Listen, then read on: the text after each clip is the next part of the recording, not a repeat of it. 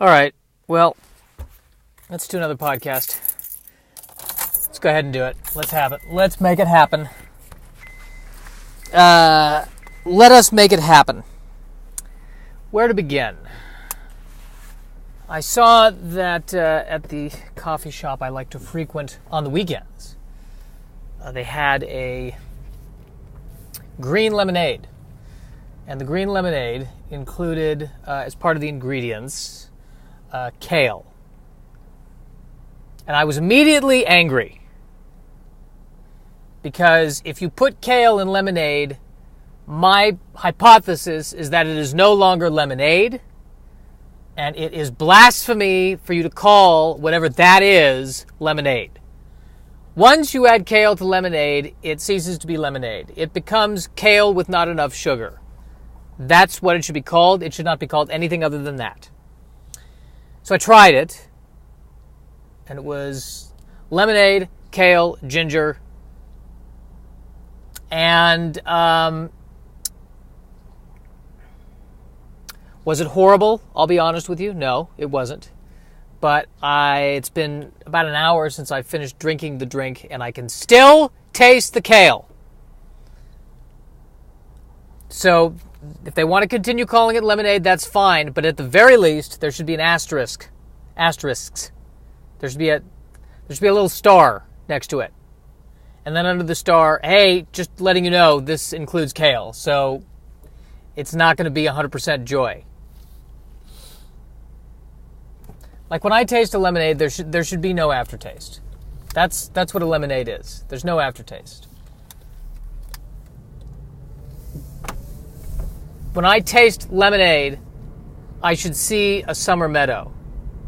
Now with this drink, I'll give it to you. There was a summer meadow, but I was also getting a parking ticket while I was looking at the summer meadow. That's approximately what the taste of this was. It's one of those things where you can say, well, I'm being healthy, but remaining depressed. So that happened. That's cool. That's fun. What else? Got up last night, and I didn't feel good about anything I did. I didn't feel good about it. I'm having trouble connecting with the nerd stuff. Because yesterday was May 4th. May the 4th be with you. And I'm finding I don't know, I'm not, the nerd stuff's not, I'm not as, I think nerd stuff's not, I'm not into it anymore as much. I mean, I still am, but I'm not as much. It's not an overwhelming thing for me. I still haven't seen Endgame in theaters. I don't know if I want to see Endgame in theaters. I don't want to deal with the crowds. And I read the Wikipedia article on the summary, so I know everything that happens, basically.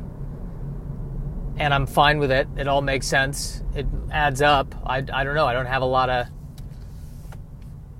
I just don't have this huge desire to see it. Dare I say it, I think I'd rather get laid. I never thought I would be there. I never thought I would have arrived at that. But that's where I'm at.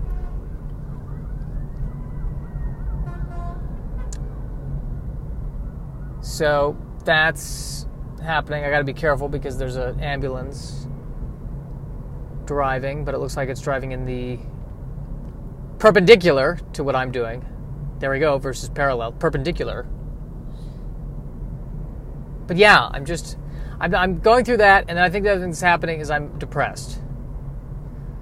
And I'm depressed because, and I talked about this in the podcast, I'm still depressed. I'm a little better today, but I'm still depressed.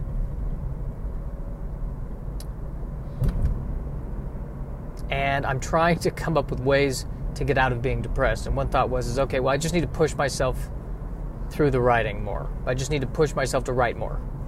Work harder.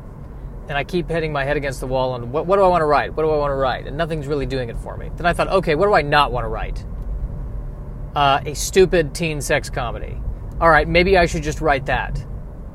Maybe I should do the opposite of what I want to do. It's kind of, maybe I need to approach this depression the way that the Picard approached that weird entity in that one episode of Star Trek where it was being pulled in, and the ship was being pulled in, and they kept trying to kind of fly away from it, but they couldn't because the pull was too strong. So in the end, they just flew right into it, and then they were fine. Maybe that's what I have to do. I have to fly right into the depression. If the depression is, I'm afraid, I'm a hack, then I should write the hackiest possible stuff I can write. Go right at it. Like it should be a romantic comedy in which an attractive Australian man and an attractive Australian woman who are both pretending to be Americans, who live in a giant apartment in New York City, and yet they work as copy editors, fall in love, and they both have quirky best friends, played by insert whatever comedy actor is really hot right now. This was already done. Yes, this exactly. It was already done with that movie with that Australian woman, where they were literally making fun of the romantic comedy genre. And let's do another one where we make fun of movies that make fun of the romantic comedy genre. And it's so meta, Charlie Kaufman has an orgasm. Let's do that. This is not helping with my depression. I'm pretty sure the name of that liquor store is Liquor. I think that's what it is. U-M, Liquor.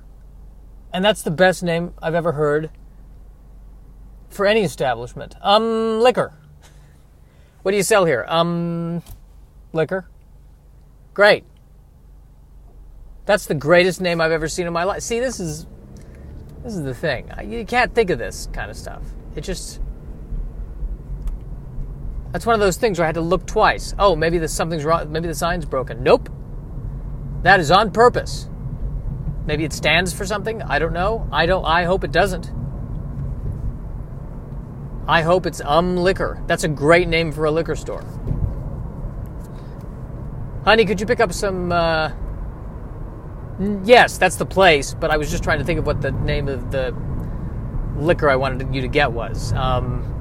Yes, I know. Yes, I know it's at Ums. I know that, but no, I'm not insulting your intelligence by continuing to say the name of the store. Yeah, you get the idea. You get the idea. You get it. You totes get it. Totes. I've been saying that lately. Totes. I feel bad about that. But I feel like I also... Here's the question I keep asking myself. Let's say I got everything I wanted. Like I snapped my fingers and I had the career I wanted, I was in a relationship, maybe had a couple of kids, I'm rich beyond my wildest dreams. Would I still be depressed? That's what I'm really trying to figure out. I think I would find a way to be depressed. I'm beginning to think I'm that kind of person. And maybe I need to accept that. Maybe I need to accept the depression for what it is. Breathe in and accept that I am going to always be depressed to some degree